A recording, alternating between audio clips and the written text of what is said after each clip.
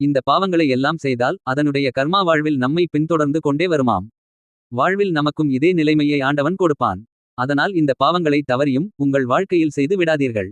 பாவத்திலே பெரிய பாவம் பசியில் இருப்பவர்களுக்கு பிச்சை இல்லை என்று சொல்வது. கோல் சொல்லி குடும்பத்தை பிரிப்பது. ஒன்றும் இல்லாமல் போன சொந்தக்காரர்களை கேலிச் செய்வது. கருவை களைப்பது. குருவை மதிக்காமல் இருப்பது. பசி என்று கேட்டவர்களுக்கு சாப்பாடு தராமல் போவது. பெற்றோர்கள் இல்லாத குழந்தைகளை துன்பப்படுத்துவது. மற்றவர்கள் வேர்வை சிந்தி உழைத்த சொத்துக்களை திருடுவது. பெற்ற தாய் தந்தைக்கு சாப்பாடு தராமல் கொடுமை செய்வது. வாயில்லா ஜீவன்களை கொடுமை செய்வது. பெண்களை இழிவாக பார்ப்பது. பெண்களிடம் தப்பாக பேசுவது. தவறாய் நடந்து கொள்வது. பணத்திற்காக ஏமாற்றுவது. காதல் என்று சொல்லி ஆண்களையோ பெண்களையோ ஏமாற்றுவது. கணவன் மனைவிக்குள் உண்மை இல்லாமல் வேறொரு நபருடன் தொடர்பு வைப்பது.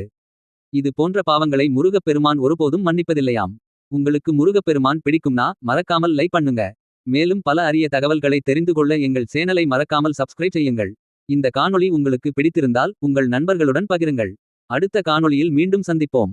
நன்றி. ஓம் சரவண பவ.